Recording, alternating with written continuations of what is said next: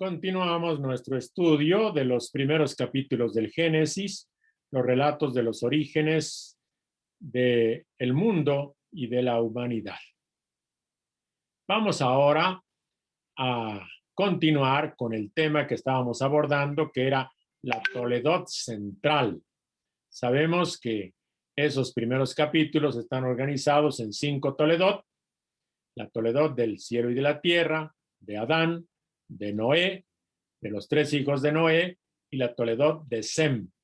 La Toledot central es la Toledot de Noé, Noé y sus descendientes, a los que les toca vivir la peripecia del diluvio, que es pues el episodio central de estos relatos. Voy a proyectarles la pantalla para que veamos en dónde nos encontramos, y les invito a que pasemos a la página 30 de nuestros apuntes. Proyecto entonces la página 30 de nuestros apuntes.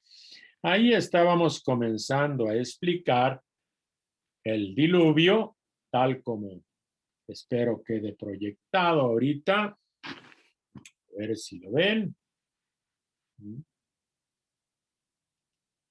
A ver, otra vez, voy a ver si lo logro proyectar. Compartir. Bien, entonces, estábamos ya comenzando la explicación del diluvio como una anticreación. Es la consecuencia de la multiplicación del mal en el mundo. Habíamos comenzado diciendo que en 6:9, donde comienza el relato, se inicia con la Toledot de Noé.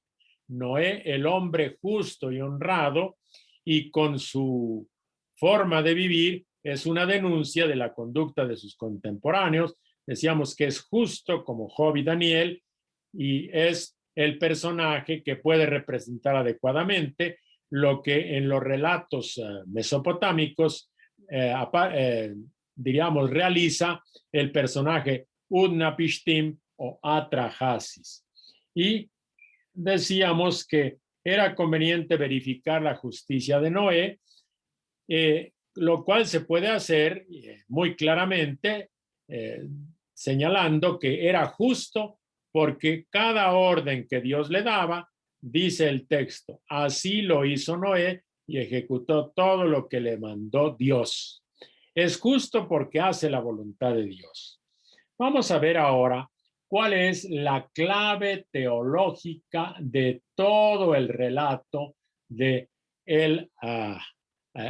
diluvio. En primer lugar, señalaremos que el Dios creador sufre verdaderamente cuando contempla que esa creación buena está perturbada por la maldad. Dios sufre, le pesa, dice, haber creado al ser humano por tanto mal que hay sobre la faz de la tierra.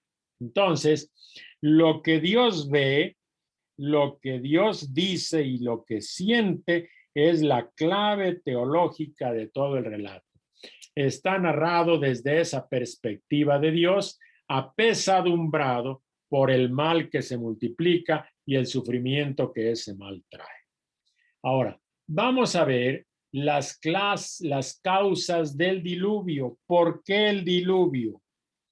Vamos a ver cómo en la Toledot anterior, Toledot de Adán, se terminaba con los matrimonios de las hijas de los hombres con los hijos de los dioses, una desmesura. Y después se comentaba que la maldad realmente cundía, abundaba sobre la faz de la tierra. Pero en el relato, en el capítulo 6, en los versículos 11 y 13, vamos a buscar Génesis, capítulo 6, y vamos a leer los versículos 11 y 13, porque ahí está la clave de por qué se produce el diluvio. 11. La tierra estaba corrompida en la presencia de Dios. La tierra se llenó de violencias. Dios miró la tierra y aquí que estaba viciada. porque toda carne tenía una conducta viciosa sobre la tierra. Dijo pues Dios a Noé: he decidido acabar con toda carne, porque la tierra está llena de violencias por culpa de ellos. Por eso aquí que voy a exterminarlos de la tierra. Como ven ustedes, la tierra está llena de violencias y se repite, la tierra está llena de violencias. Cuando la tierra está llena de violencias como resultado del comportamiento de ellos, de los seres humanos, entonces a Dios le pesa, como señala en los versículos anteriores, le pesó a Yahvé haber hecho al hombre sobre la tierra, se indignó en su corazón, sufre Dios de ver tanta violencia. Y esto nosotros decimos que los que estamos convencidos de que somos hijos de Dios, también nos apena enormemente tanta violencia que existe sobre la tierra y tanto inocente que sufre esa violencia. Entonces, esa perversidad humana es la violencia, en hebreo, hamatz. Los seres humanos que a veces cometemos violencia, nos hemos hecho malvados e incorregibles, ¿verdad? Hay muchos atropellos, muchas injusticias, muchas agresiones, brutalidades y crímenes. Y esto en el fondo también es una valoración de la historia de Israel antes de ir al exilio.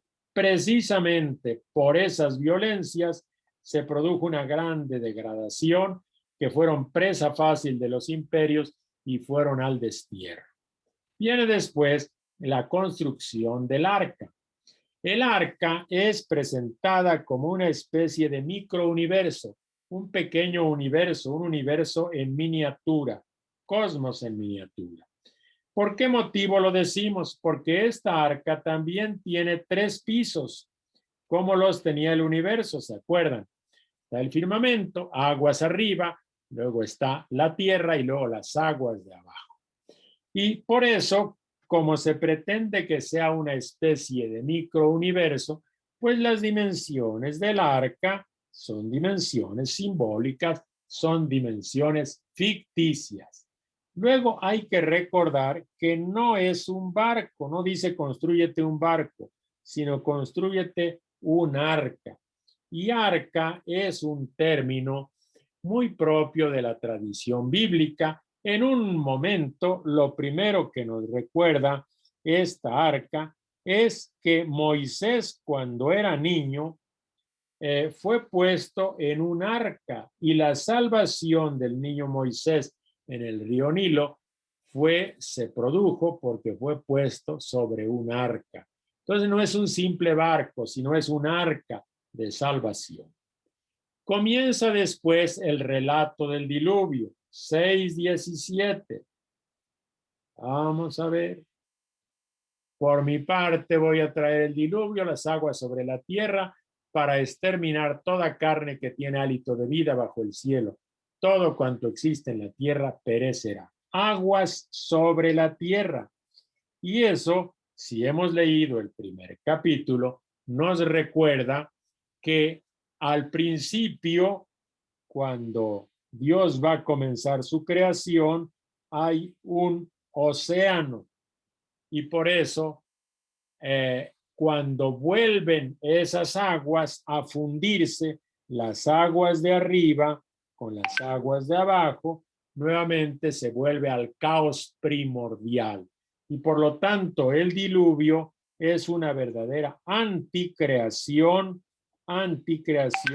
o diríamos descreación. Pero siempre hay una esperanza de salvación y esta esperanza la va a cultivar Dios a través de algunos seres humanos, que es la familia de Moisés, y algunos animales que son recogidos, y así se va a preservar la vida. Poquitos, pero la vida va a preservar. Esa vida va a estar en el arca, Fíjense que a diferencia de los mitos del Oriente Medio, ¿verdad? Donde efectivamente hay un diluvio y ahí se busca destruir todas las cosas. En la Biblia, bueno, ya en los mitos también se salva el Utnapishtim o Atrahasis, etcétera, etcétera. En los demás mitos también se salvan algunos animales, excepto no se mencionan las aves. Y una novedad de la Biblia es que menciona las aves del cielo. Motivo: las aves del cielo, las aves en general, son requeridas en la tradición del pueblo de Dios precisamente para ofrecer el sacrificio de los pobres.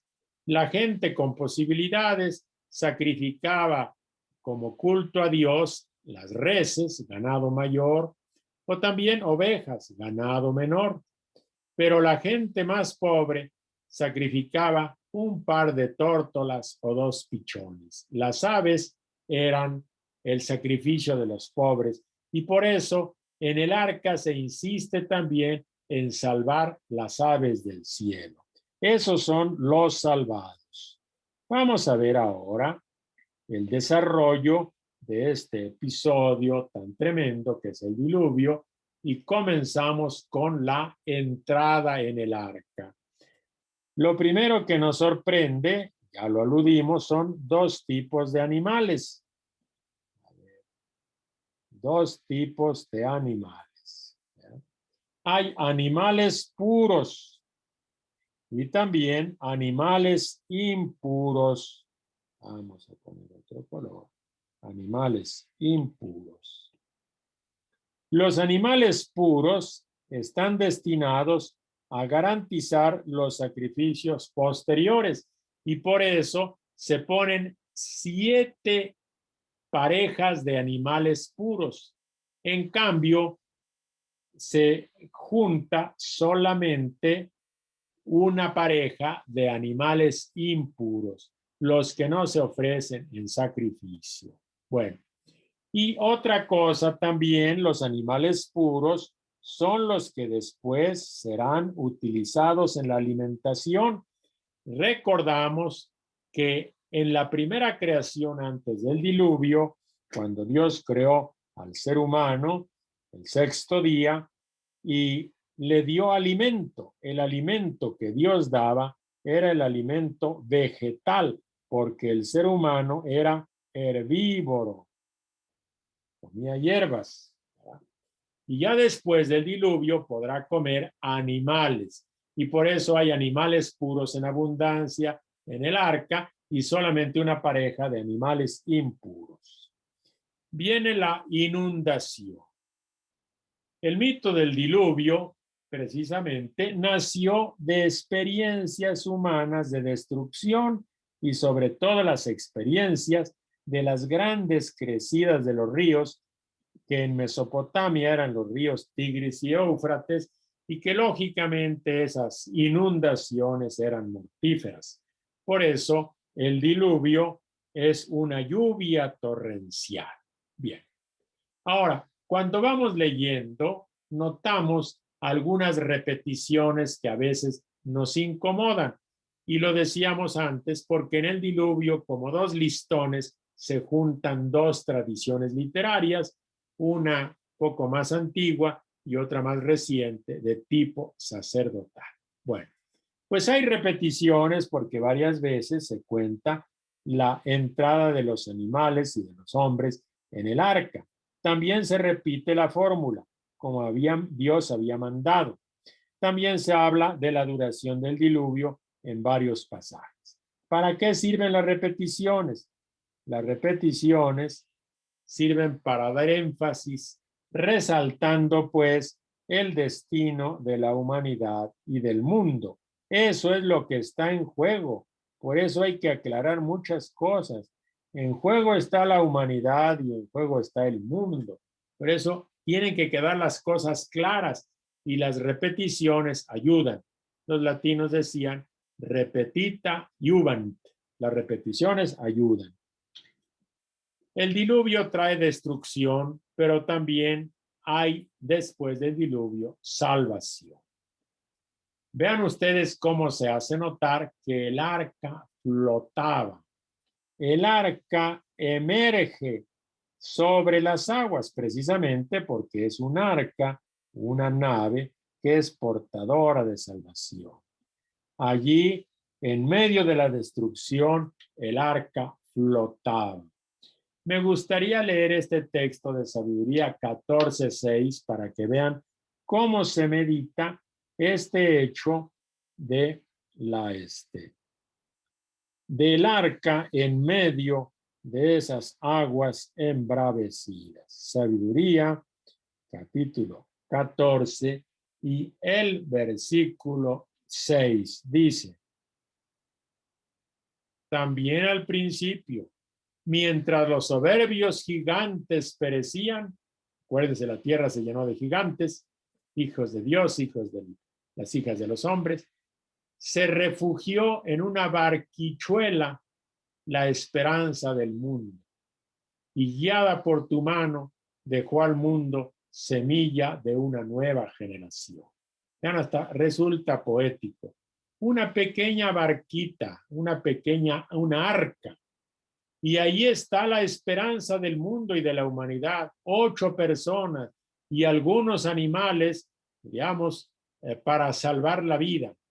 Y entonces, guiada por tu mano, Dios guía con su mano esa arca, queda para el mundo la semilla de nueva generación.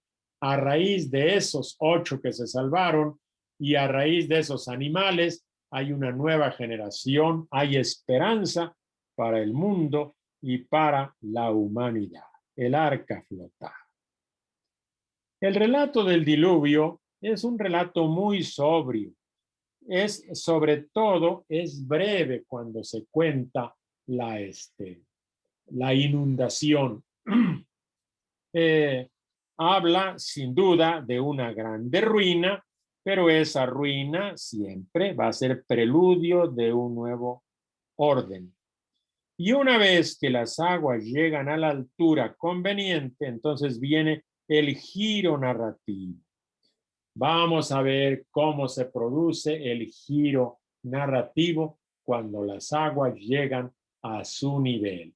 Vamos a leer el versículo 8:1, que ya lo leímos ayer, pero conviene leerlo nuevamente. Génesis, primer libro, 8:1. Acordóse Dios de Noé, se acordó Dios de Noé y de todos los animales y de los ganados que con él estaban en el arca, no en el barco, en el arca. Dios hizo pasar un viento sobre la tierra y las aguas decrecieron. Allí se invierte la lluvia, se invierte, digamos, el potencial destructivo y devastador del diluvio y se produce el giro narrativo, el punto de inversión, porque Dios se acordó de Noé y de todos los animales. Ese punto es para nosotros importante. Decíamos que todo depende de Dios y cuando Dios se recuerda de Noé, viene el vuelco en el diluvio. No más inundación y decrecen las aguas. Motivo: Dios se acordó de Noé y de todos los animales y de los ganados. En este punto está el punto medio de la estructura concéntrica de este relato. Ya lo habíamos visto un poquitito atrás. A ver si lo presentamos otra vez en la forma tan bonita que está organizado. Vean ustedes. A ver, vamos a ver la página 28. Aquí está la estructura concéntrica, como el compositor de este relato escribe de tal manera que coloca en el 8:1 el centro y así después aquí aumentan las aguas, aquí bajan las aguas, pero el motivo es que Dios se acordó de Noé y de los animales. Bueno, seguimos ahora donde estábamos, ese giro narrativo. El recuerdo de Dios, el recuerdo de Dios. Voy a señalar esta frase y voy a ilustrar su importancia, porque no solamente aquí el recuerdo de Dios es importante, también este recuerdo de Dios es la clave del libro del Éxodo. También es la clave que prefigura la salida de Babilonia, o sea, el final del exilio. Vamos a leer esos textos, Éxodo 2:24 y 6:5. Dejamos Génesis y vamos a Éxodo 2:24. El pueblo está esclavo en Egipto, en dura servidumbre, y gritan a Dios. ¿Y qué dice? Oyó Dios sus gemidos y acordóse Dios de su alianza con Abraham, Isaac y Jacob.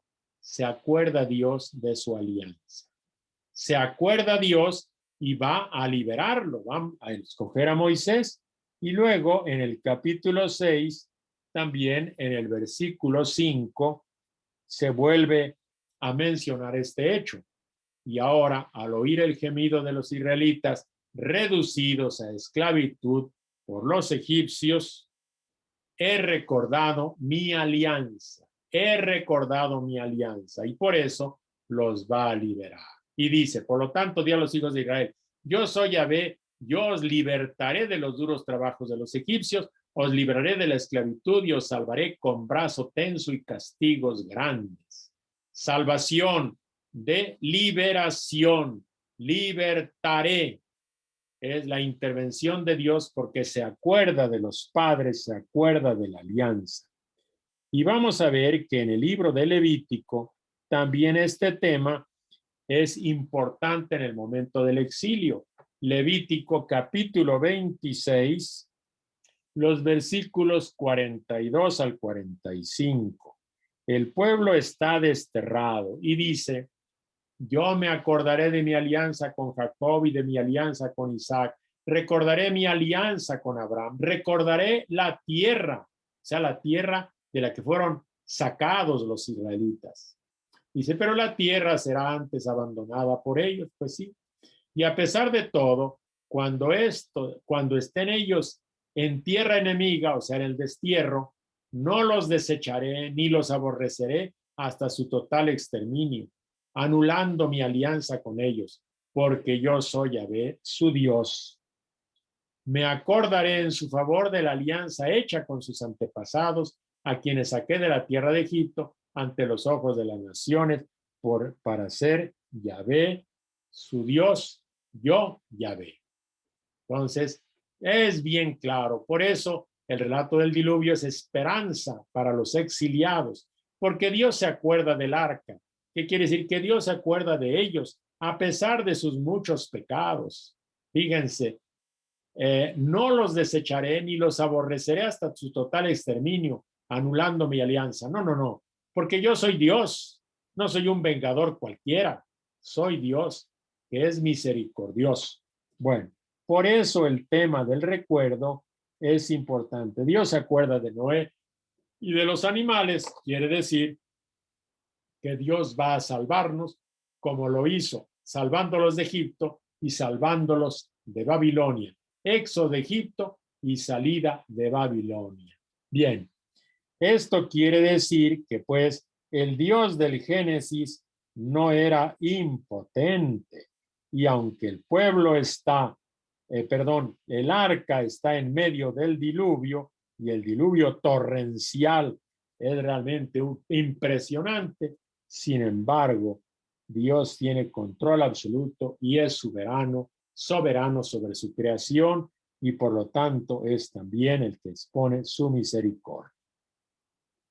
En el capítulo 8, versículo 2, ya se anuncia la recreación. Con el cese del diluvio se inicia un proceso de recreación del cosmos, se van repitiendo las acciones de la creación del mundo. Vamos a ver un primer momentito, a ver el texto. Vamos a ver. Génesis 8:2.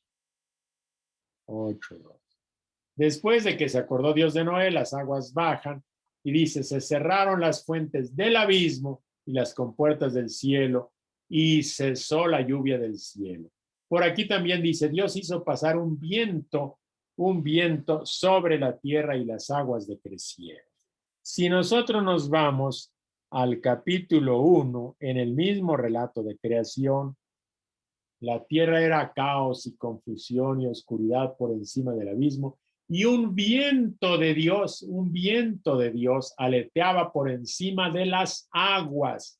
Aguas, viento de Dios. Y es cuando Dios dijo, haya luz. Pues bien, aquí comienza ya la recreación, precisamente recordando algunas cosas de la creación del cosmos. Es una recreación del cosmos, recordando el texto de Génesis 1. Fíjense, sopla el viento, Génesis 1:2, sopla el viento, 8:1. Se separan las aguas, aquí se separan. Las aguas ya separan al mar y dejan tierra seca. Queda tierra firme y plantas. Aquí hay tierra firme y se siembran las plantas. Aquí hay plantas. Las aves comienzan a volar en 1:20 y en 8:7-12. El cuervo, la paloma. Luego sale el hombre a poblar la tierra. En 1:28 aparece el hombre que Dios crea y en 8:18 sale el hombre. Vamos a leer ese pasaje de 8:18. 8:18. Salió pues Noé y con él sus hijos, su mujer y las mujeres de sus hijos. Luego todos los animales, todos los ganados, etcétera, etcétera. Es la aparición del hombre y de los animales. Bueno, pues esto es una recreación. Hay creación y el fin del diluvio es una recreación. Un mensaje muy particular, muy simbólico, es la suelta de los pájaros, precisamente para indicar que habrá nueva vida y a ver si ya se secó plenamente la tierra y si ya está habitable, entonces se sueltan los pájaros de reconocimiento, pájaros de reconocimiento. Este es un tema conocido en los relatos, como en los relatos de Gilgamesh, en donde sueltan al cuervo, la paloma y una golondrina. Eso. Recordamos también que los romanos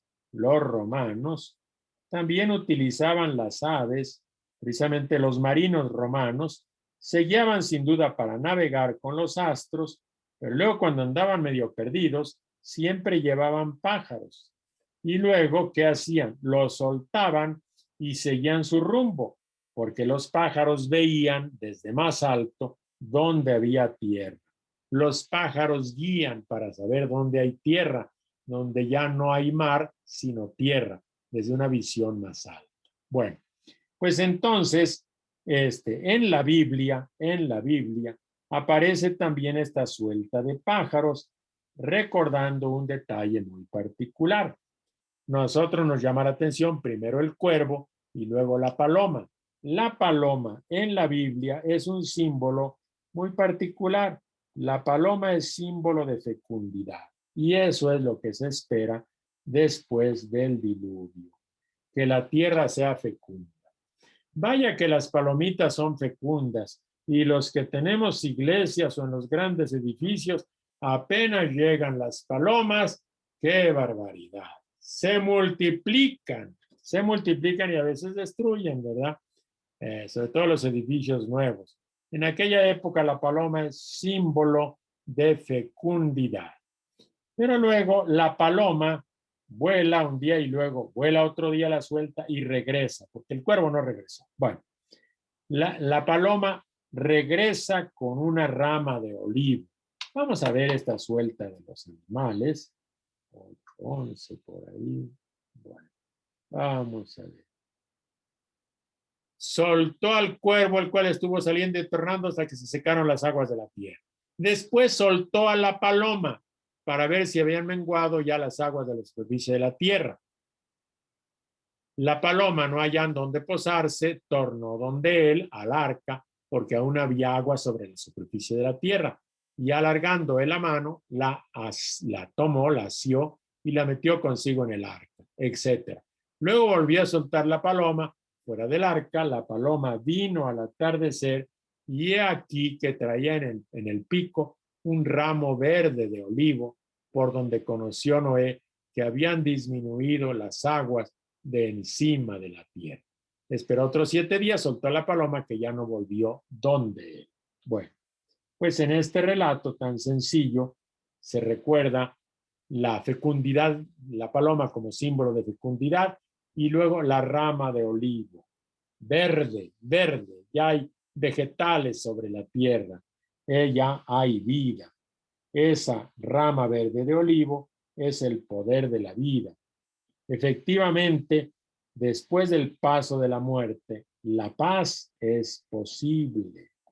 Después de tanta violencia hecha por tanta muerte y injusticia, y luego la violencia de las aguas, ahora la paloma trae un verde olivo, una ramita sobre el pico, y con eso anuncia la paz. Todo está en paz.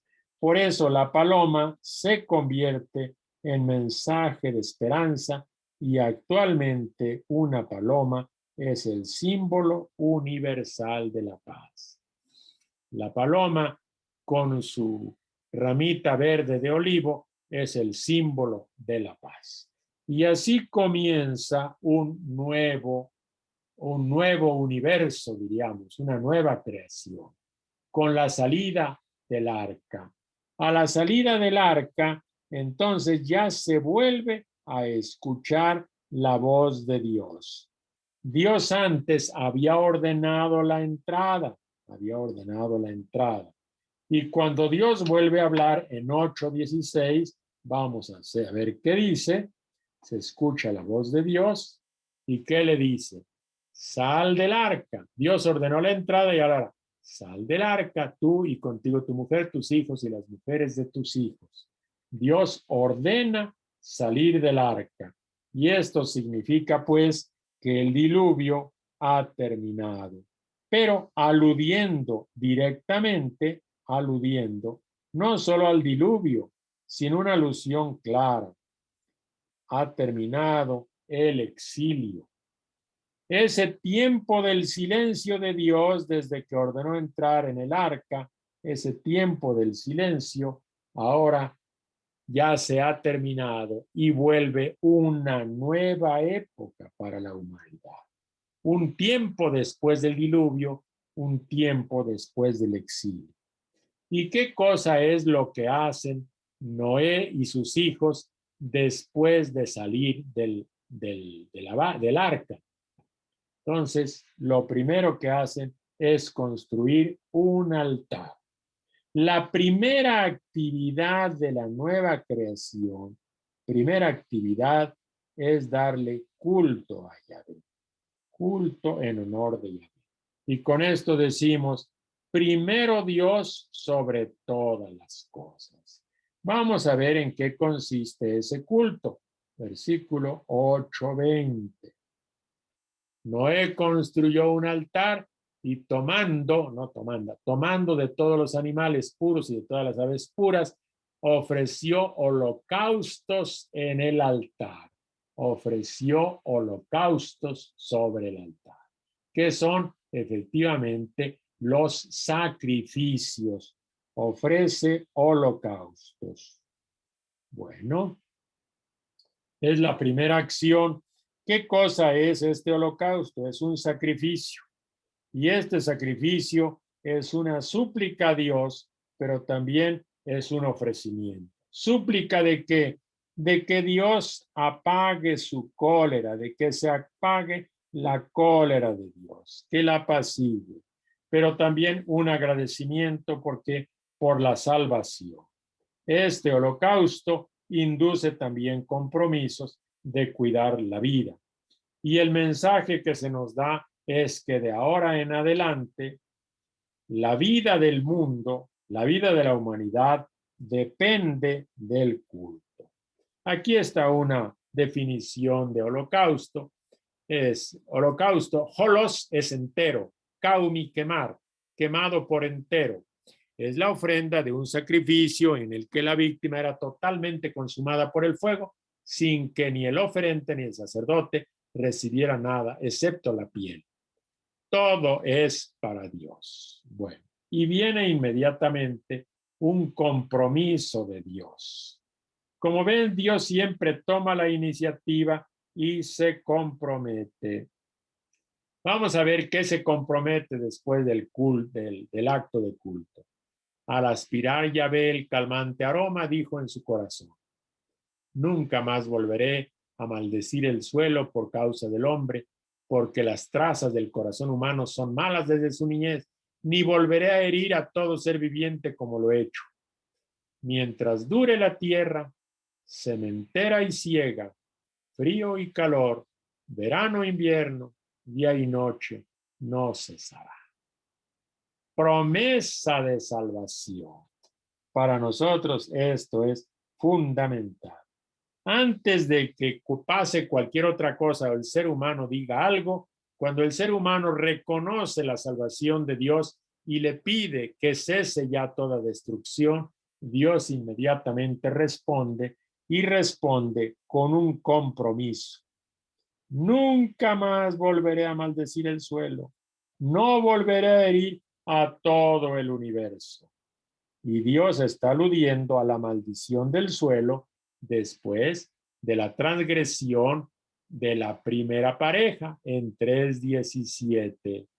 Nunca más volveré a maldecir al cielo, sino que Dios va a garantizar la vida para siempre. Habrá sementera permanente. El hombre bíblico entonces es muy consciente de su fragilidad frente al universo. Pero la promesa de Dios suprime el miedo. Eso, el miedo que tenemos los seres humanos por nuestra finitud. Miedo a morir que lo sentimos todos. Y por encima de ese miedo está la gratuidad de Dios. Dios reconoce y acepta la fragilidad humana. Entonces, el pecado humano, la violencia, la maldad, pues se fue lo que recibió el castigo y por eso hubo diluvio. Pero hay un cambio en la conducta de Dios. Dios ha cambiado y hace una alianza. Dios acepta que el mal acompaña la existencia humana, pero Dios se dispone a convivir ¿con quiénes? Pues con este tipo de humanidad, la humanidad que no siempre somos fieles. Sabe que somos pecado, pero se dispone a caminar junto con nosotros los pecadores. Y luego se va a restablecer el orden cósmico, ya lo leemos. Fíjense, mientras dure la tierra, sementera y ciega, día y noche, no cesará. Aquí vemos entonces la bendición de Dios, su alianza, que garantizan una nueva creación por la sucesión temporal. No cesarán, no cesarán. Y aquí esa sucesión temporal recuerda la primera creación. Y repasamos. 1. ¿El relato del diluvio presenta duplicados e incoherencias? Sí. Hay dos fuentes por lo menos. 2. El diluvio se propone mostrar que es posible la anticreación, la vuelta al caos, si somos capaces de destruir la creación con nuestra violencia. Y de hecho, la violencia contra los seres humanos y la violencia con la naturaleza, estamos destruyendo nuestro planeta, la casa que Dios nos dio, la casa común. Somos capaces de destruir, de acabar con la creación. 3. La Biblia corrige la teología y el punto de vista mesopotámico del diluvio, verdadero. 4. 2 tablas genealógicas enmarcan el diluvio y muestran su centralidad, sí. 10 patriarcas antes y 10 patriarcas después. 5. La violencia y la depravación humana provocaron el diluvio claramente, la violencia sobre todo. 6. El diluvio es una vuelta al caos primordial, invierte el acto de creación, claro, es vuelta al caos. Verdadero. 7. El diluvio cesa porque Dios se acordó de Noé y de los animales, se acordó de su alianza. Verdadero. 8. Los altares para adorar a Yahvé aparecieron mucho antes del diluvio. Falso. Aquí vemos que los altares comienzan precisamente después del diluvio. Bueno, y creo que con esto concluimos esta exposición y dejamos por momento el tema.